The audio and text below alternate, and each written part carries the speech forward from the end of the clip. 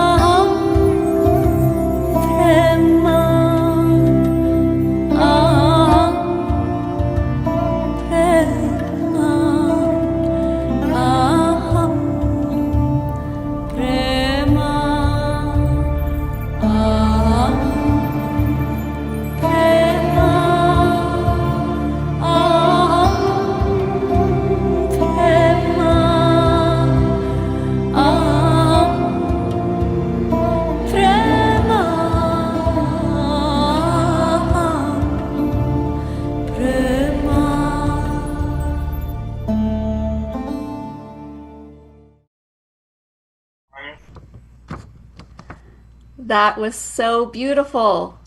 Dr. Gold, would you please tell us a little bit about the album concept and your mission for Metta mindfulness music? Certainly, Beth. From the beginning, when Yuval and I forged our creative partnership 8 years ago, the four divine states of mind informed our deepest intentions. We determined that our mission together was to create beautiful, original music that enhances health, mental equanimity, and the daily expression of loving kindness. We sought to create original music that is informed by ancient wisdom traditions and the most current advances in neuroscience and music therapy research. We determined to engage renowned performing artists in recording our music for the purpose of promoting healing and well-being through sound. But at the beginning of our partnership, I didn't think that we were really ready to tackle such lofty ideas musically. I felt we needed to grow and deepen individually and together. Therefore, from my 40 plus years in the field of traditional Chinese medicine, I felt more comfortable delving into the 5 elements and the 6 healing sounds with our first production. This project went very, very well and was well received. Then we turned our attention to the traditions of India and completed projects on the doshas of Ayurvedic medicine and the chakras of yoga. Then, starting 2 years ago, we felt ready and we initiated this project, the 4 divine states of mind. And our goal with this is to help bring higher spiritual philosophies into our daily lives. The 4 divine states of mind are considered to be the ideal social attitudes, the springs underlying the ideal modes of contact towards all living beings. They are the great removers of tension, the great peacemakers in social conflict, and the great healers of wounds suffered in the struggle of existence. A mind that has achieved meditative absorption induced by these sublime states will be pure, tranquil, firm, collected, and free of selfishness. These were our ideals, and I believe that Yuval and the brilliant musicians that he brought into this project and the singers have achieved exactly that. And I'm so excited to help present this to our troubled world. Thank you. Thank you, Dr. Gold. We need many more such missions in our world right now. So I have a quick question for you, Yuval, before you take it away and introduce us to the artists. How did you go about taking up Dr. Gold's vision for this album and bringing it into a musical form? Yes, Beth, when I started thinking about those 4 higher virtues that Dr. Gold asked me to convey and invoke with music, I was thinking about mantras. You see, mantras are something that has been used in ancient India for thousands of years, and it's simply chanting Sanskrit words. And there are short lines that you keep repeating and chanting, and they have a special power on your mind and on your body. And I thought if we could get the listeners to sing along and to chant mantras, sacred phrases that invoke the power of these higher virtues, maybe we could make an impact in the world. And so I wrote these songs that have this repeated chanting, and it works with a call and answer, which is called kirtan style in India. And I chose 4 singers to sing the lead. And I was hoping that the audience, the listeners, will sing the response. When I thought about the 4 divine states of mind, what came to my mind suddenly is 4 divine goddesses. The feminine goddess, the sound of the voice. And I felt we really need more of that sound in this world. So I decided to bring 4 vocalists, both that are extraordinarily talented, that are spiritual, that are celebrated all over the world for their talent. And I chose Deva Premal, Estrella Morente, Uyanga Bold, and Chloe Pourmoradi, who are really carrying the message for us through their voice. And we have a video showing how we worked with Deva Premal in the studio, and an interview with Deva Deva speaks about the power of mantras from her experience. So please enjoy this travel through India and Australia and Los Angeles. See how we worked on this song called Vicarious Joy, which is in Sanskrit called Mudita. Enjoy.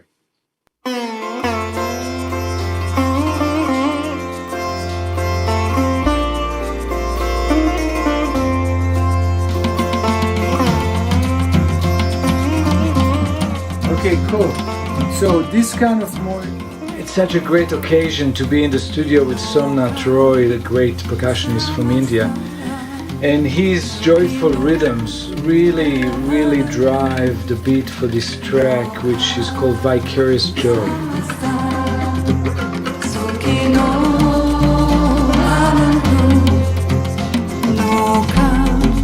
Pandit Nayan Ghosh from India is one of the greatest living sitar masters, and I love working with him.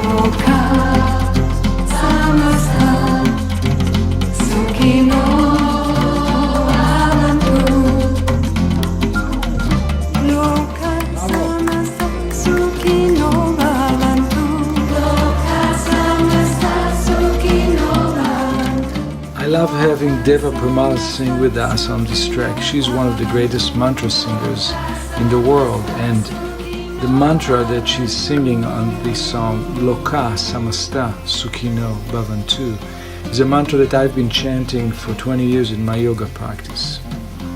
And it's a central practice to condition our mind to always think about the happiness of the other, who is really us.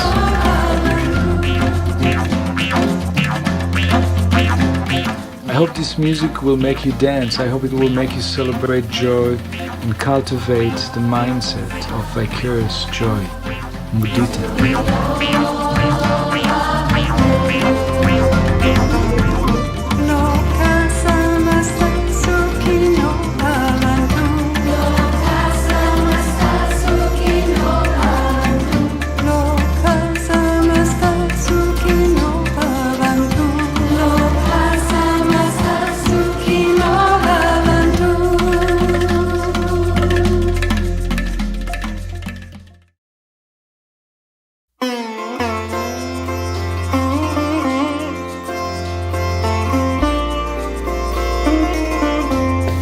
I think that's the biggest longing we have is for wholeness, because we always feel so split within already, you know. We're all so used to all these conflicting voices inside, and that's what tears us apart, that's what brings the restlessness. And so I think all meditation practice is actually to bring us kind of in tune, you know, like single-pointed, you know, awareness, but just like an open, relaxed awareness. And that's, I feel the mantras and the chanting and the actual singing and chanting, that's what it really can bring. Yeah. And they're ancient sounds, so they are like medicine in sound. They're scientific, you know. They're very specific. Which sound vibrates which part of the body, which part of your metaphysical body, with what focus every mantra has. So I always see it like that there are different doors all to the same space, you know. Like, I mean, we can choose different mantras because maybe we are more drawn to one or the other. It makes us feel more comfortable. But actually, once we chant and we go into it, we'll always end, you know, or arrive or rest in the same space, which is basically just nothingness, silence, love, you know, light, whatever you want to call it. Actually, there's nothing, there's no more words, so it's difficult anyway to give a word. But so for me, I just love it. Yeah.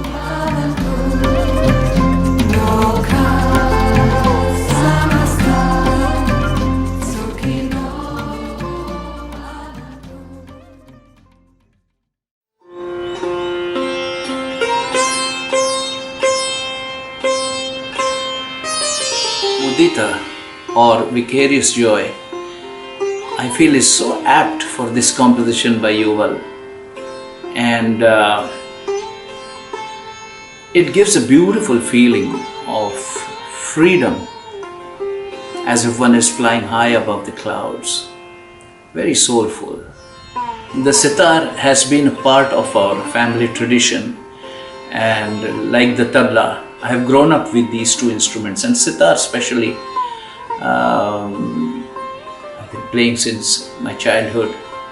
It gives me tremendous peace and joy, and I feel it's an extension of myself.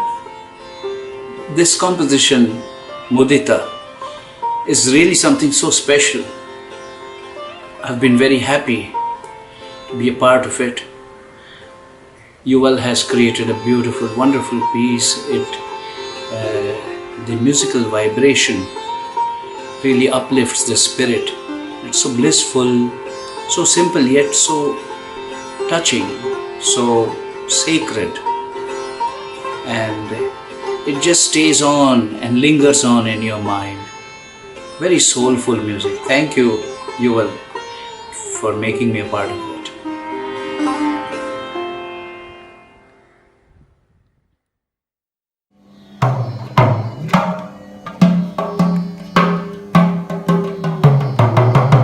According to the Sanskrit language, Mudita, definitely it's a vicarious joy, the happiness. And for me, yes, I am happy, and I am liable to spread the happiness all over the world.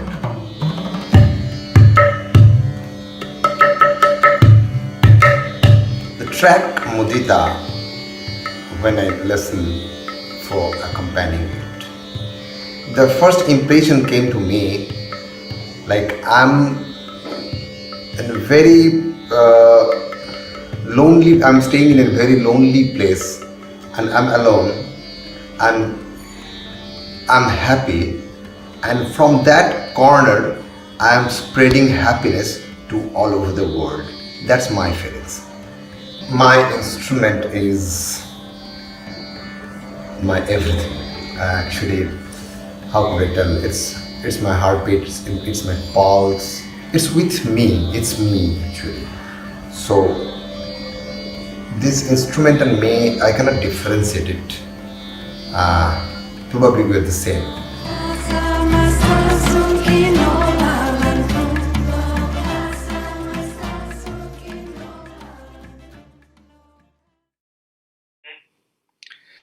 The other track that we recorded for this album, it's actually the opening track. It's called Loving Kindness, Metta in Sanskrit. And for this track, I invited Chloe Pourmordi, who's a young and talented singer from Los Angeles. I invited her to come and sing the vocals. And the song is really about the mother for me, loving kindness, the love of a mother for a child. It's an expression of divine love. And in order to have a mantra that works with loving kindness, I reached out to an ancient mantra from India called Aham Prema. Aham Prema means I am divine love. And imagine if each one of us would practice this and walk through life with this awareness that we are divine love. Wherever we go, we are divine love. We are already. We just forgot. We just forget all the time. So if we could contemplate and meditate on this and carry it, and we could do it through chanting Aham Prema, I am divine love. That is the path that we created in this album. And to complement Chloe Pourmordi, I invited a great master of an ancient sitar-like instrument, but it's not a sitar, it's called sarod. It's more rare than sitar. It's a beautiful, beautiful instrument. It has a beautiful silver fingerboard. You will see it in the next video. That recording was done by a great master named Alam Khan, who is the son of the great Ali Akbar Khan, who was the greatest sarod player in the world. And now his son is carrying on the tradition. So enjoy this video of how we recorded Loving Kindness with Chloe Pourmordi and Alam Chan.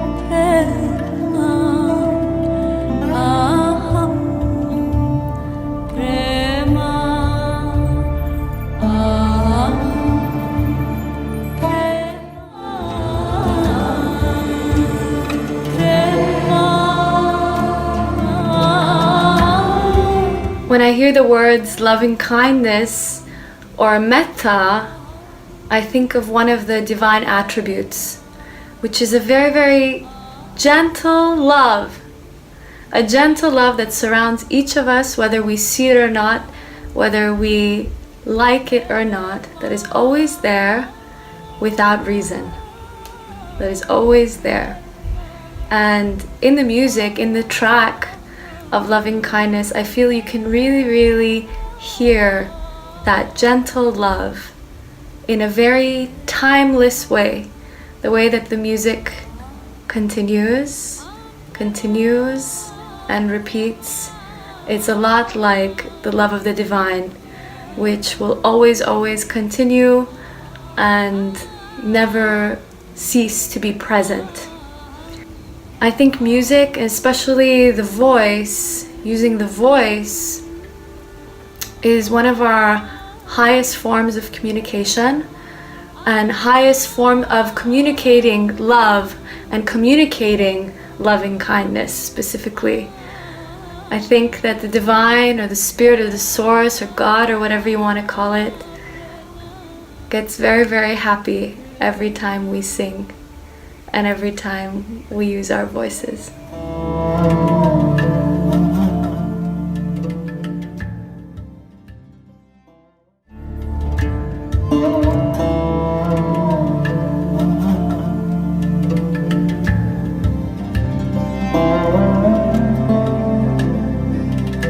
Loving kindness makes me think of the way the world could be. Living in harmony amongst each other, all human beings, all living beings, all animals, our relationship to the planet, a deep sense of calm, connection, togetherness, and loving kindness is what I feel when playing music. I feel that music is one of the best ways of communicating this feeling, this emotion, this mind state, this message, this energy.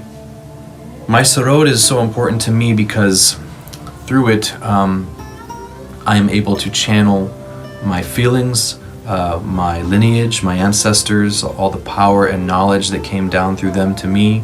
It's my means of expression. I think that when I play and I go into that space, I can reach something higher than myself, or at least catch a glimpse of it. And I think that it's the most beautiful thing in life, music, and being able to play this instrument in this lifetime and communicate that feeling to the listener.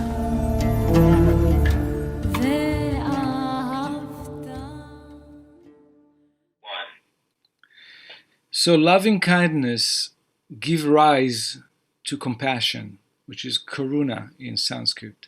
And when I thought about compassion, I thought about suffering and pain, and immediately I thought about gypsy flamenco. Because for me, the way they sing, the singers of the Roma people, the gypsies, when they sing flamenco just vocally, without guitar, without clapping, without drums, just the voice, and that's the original flamenco, I can hear incredible pain expressed through their voice.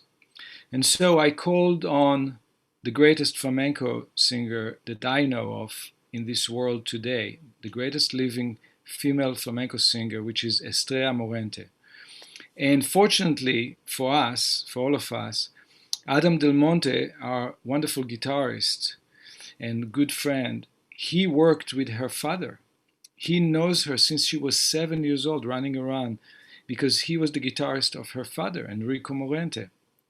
And so we sent the song to Estrella Morente, and she listened to the song, and she said that she just loved this song. She just loved it.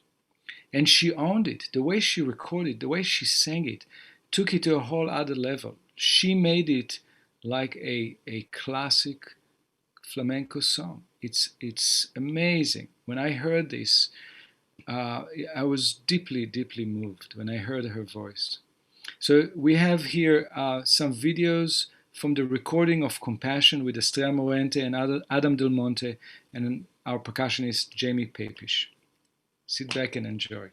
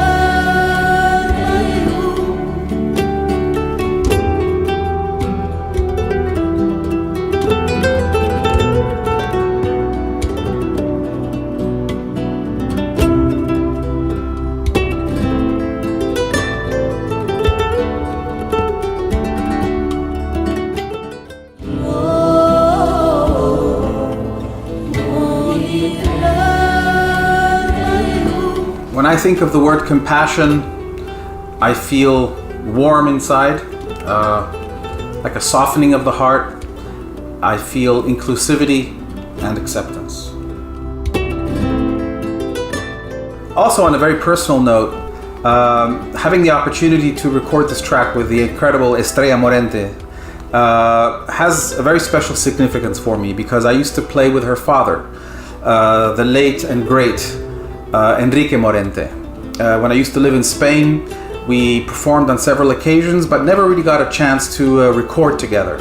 So recording with his daughter really closes a very big cycle for me, and it puts a nice ribbon, a nice cherry on top of this whole Morente experience. I hope you will enjoy this track as much as I enjoyed working on it and listening to it all the time. People have always asked me, what does the guitar mean for me? What does it mean in my life? And it's both a simple question with a very complicated answer, but I'm going to try and be as direct as possible. The guitar for me is an extension of my body, and it's an extension of my soul. Without the guitar, I feel like close to nothing.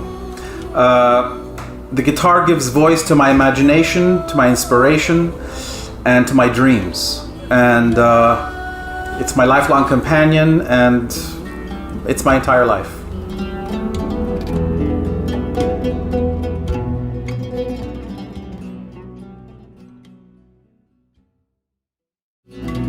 La joya está en el loto. What I feel when I hear the track Compassion is I feel that it's someone crying out, someone struggling, and people come to their aid and support them. Drumming is my self-expression. It's a way that I can speak into the world when the words don't come. It's a place I can go to get grounded and to continue my journey of self-improvement. And it's a way of expressing my love and passion for music, which I feel is the purpose of my life, is to share music, share rhythm with others.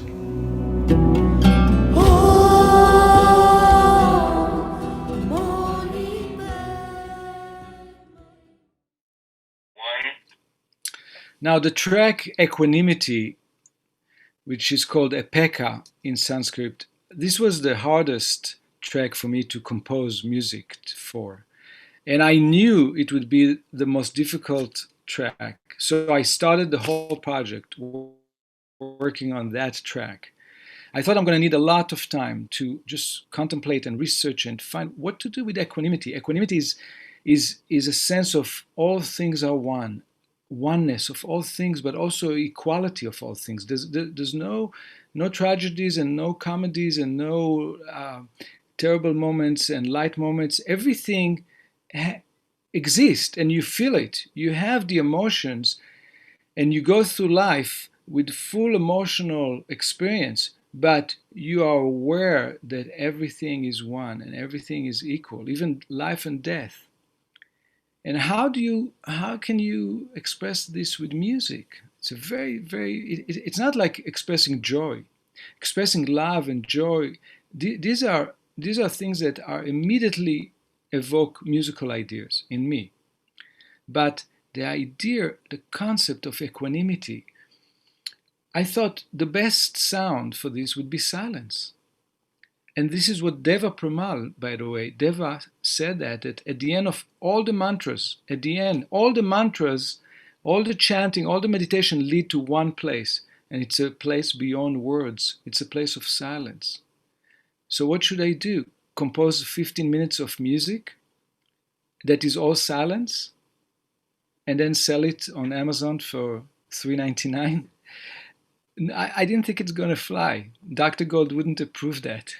So I had to come up with something. And then I thought about my friend Kosaka, Hirokazu Kosaka. Is a great master of Zen Buddhism archery. He's an archer. He's a Zen Buddhist priest and he's a great visual artist. He's also the artistic director of Japan America Center in Los Angeles, and I composed music for his productions since 1996. We worked for years together. So I called Kosaka and asked him, what do you know about Upekkha, equanimity? And he said, yes, we have Upekkha, we practice Upekkha.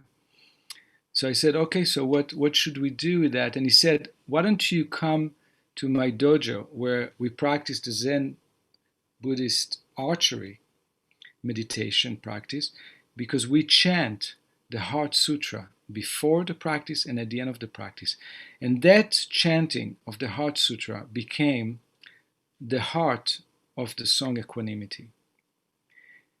And so I invite you to enjoy this behind-the-scene video on how we recorded Equanimity and an interview with Hirokazu Kosaka explaining what the Heart Sutra means for him.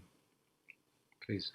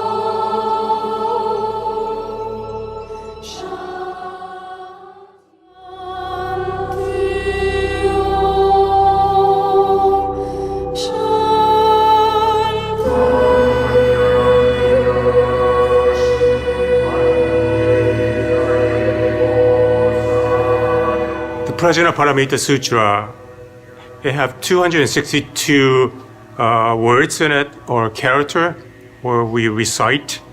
It is about shunyata, the Sanskrit word for a void or empty. I feel that when we chant this sutra, it is about healing of tonation of sound. There are many 260 character to chant within these 262 characters. The tonation is healing our body, the organs and the mind and the spirit. The sutra concludes with a mantra, gyate, gyate, paragyate, parasogyate, bodhisoka. It means gone, gone, everything have gone to the other shore and awakened by the sutra. It's very important, the sutra that is chanted within the Mahayana sector of Buddhism.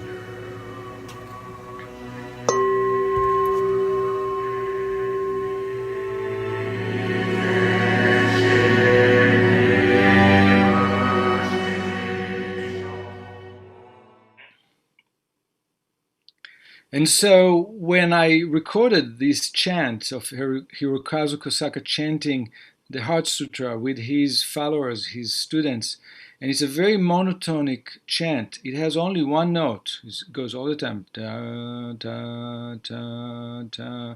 But they do a very deep sound from the belly. Very, very intense sound.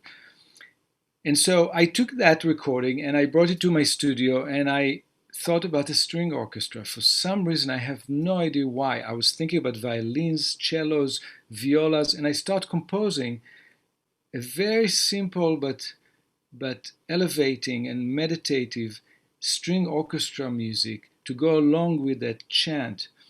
And I decided to feature the cello. And it became kind of a East meets West, this Japanese Zen Buddhist chanting meets classical Western orchestra featuring the cello. And the cello became a very important part of this piece. And so I called up my friend Dennis Karmazan, who is a great master cellist. We are lucky to have him. And he has this ancient cello. It's a lion. It's not a cello, it's a lion. And the sound of this cello is just so deep and so beautiful. We actually have a video showing Dennis playing this part for equanimity, and he talks about how he feels about equanimity and about the cello, his cello. So check it out. Here it comes, the video of Dennis Karmazan.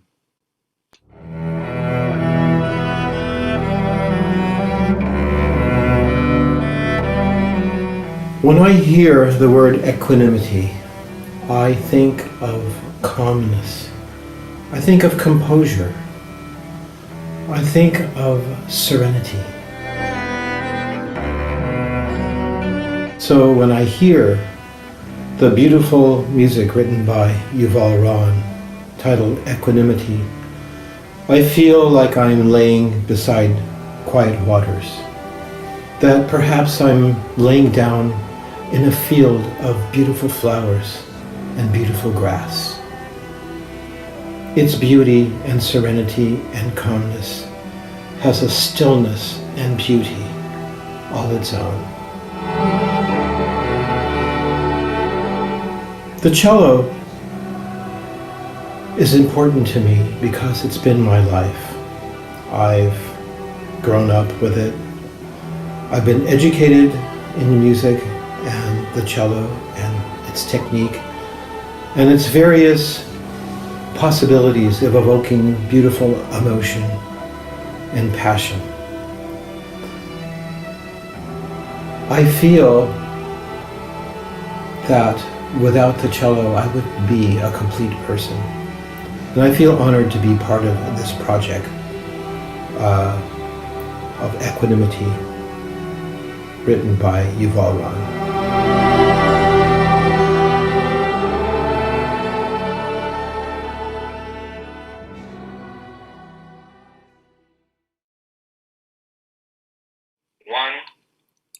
And so for this equanimity track, along with the cello and along with the Heart Sutra chanting, I had to come up with a mantra because the whole album is based on mantra. So Dr. Gold actually suggested to me that the appropriate mantra would be Om. And in my yoga practice, we always chant Om Shanti Om. Always Om Shanti Om. Shanti means peace in Sanskrit. And so I composed a melody for the mantra Om Shanti Om and added it to the Heart Sutra chant and the cello theme. And then I invited an incredible young, talented singer named Uyanga Bold, who's originally from Mongolia. And she went to the same music school that I went to, Berklee College of Music. And she arrived in Los Angeles just a few years ago and came to one of my workshops. And she wanted to study sacred sound chanting, sacred sound for healing. And very, very quickly in the first workshop, I noticed that she is an extraordinary singer. She can sing anything. Her range is just unbelievable, and the styles of music that she can sing. But most importantly, she comes from a heritage of shamanic Mongolian Buddhist tradition. It's in her blood. It's part of her tradition and heritage. And so I invited her to chant for us the Om Shanti Om for equanimity. So check out a little video from Uyanga Bold.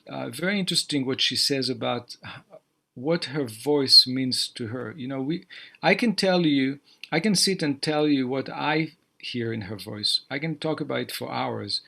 But it's so interesting to hear what she thinks about her voice. Here we go.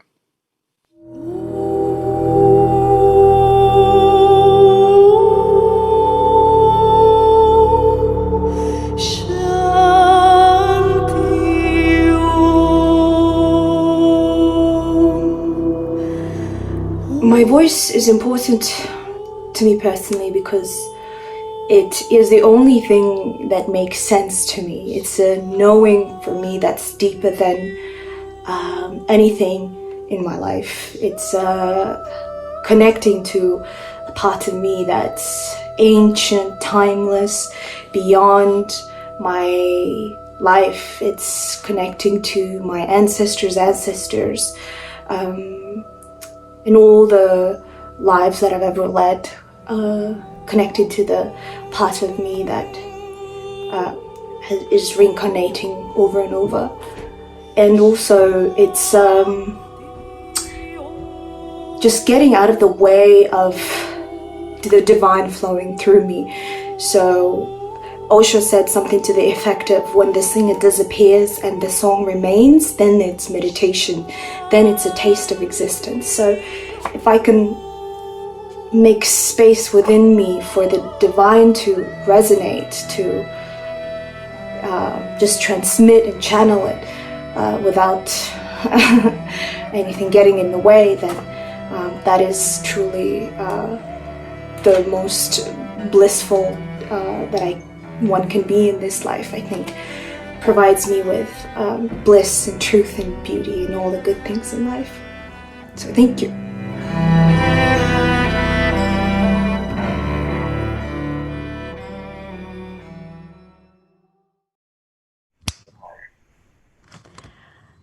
Yuval and Dr. Gold, I am so grateful for the music and just the space that you and the artists hold in our world, you know, for all the loving intention that's been poured into this album over the past few years.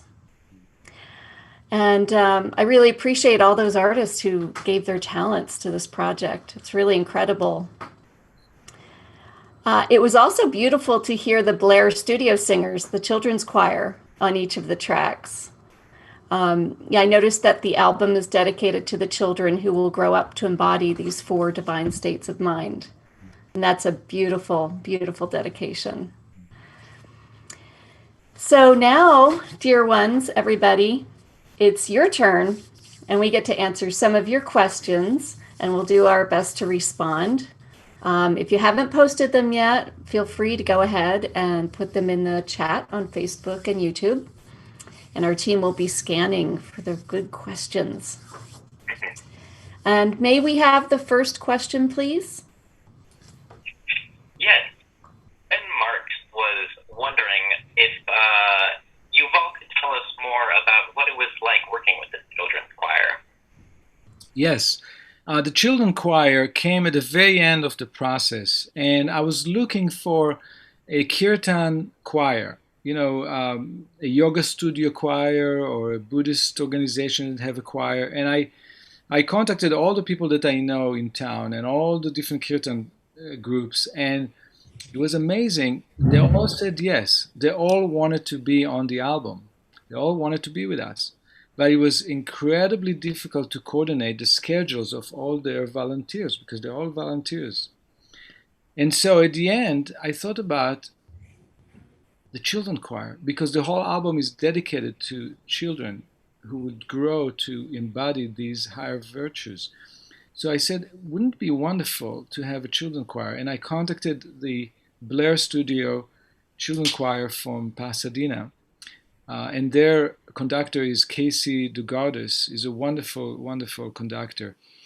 And I really enjoyed working with the singers, with the kids. First of all, they knew the pronunciation perfectly. When I arrived to record, the conductor, Casey, taught them exactly how to pronounce the Sanskrit. And also their heart, when they start singing, I just felt my heart just expanded. It's the blessing of the sound of children. And so it was a smooth and beautiful experience for me. Thank you for the answer. Thank you for the question, so I can mention this choir. Do we have more? Another question for you from Rachel. She was wondering, is this music available only for live stream, or can you buy a physical copy as well? Well, Beth has one copy and I have one copy. We can prove to you that we have the physical CD. Beth has an open one. Mine is sealed. Beth would like to show them? Yes. Yes, here it is. It's really beautiful.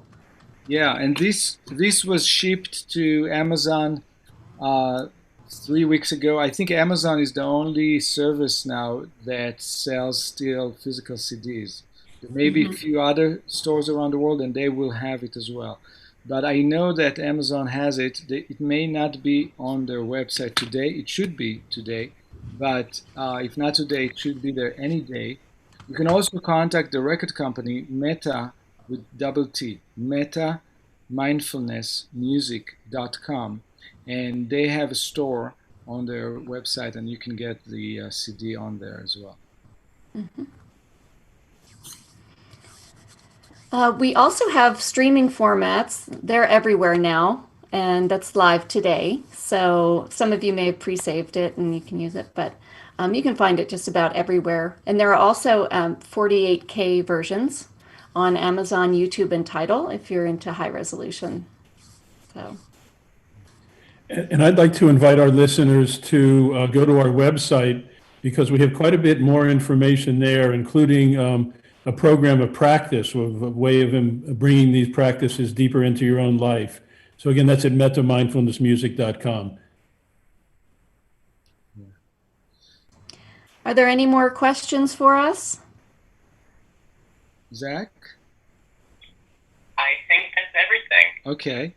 I would like, before we go, I'd like to thank both Dr. Gold and Beth for being here, and especially Dr. Gold for initiating this wonderful, incredible project. Without Dr. Gold initiating it, none of us would have been here. None of this music would be ever composed or recorded. None of these wonderful artists would come together to work on it over the last 2 years. And all the impact that the music will make in the world in the next 100 or 200 or 500 or 5,000 years, it's all thanks to Dr. Gold initiating it and supporting it and being behind it. So thank you so much.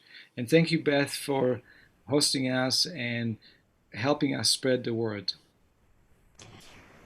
It's been my pleasure. Before we say goodnight, if you've enjoyed the music, friends, we encourage you to share the replay of our event on YouTube and Facebook. Share it to your family and friends, and come and join our groups on Facebook as well.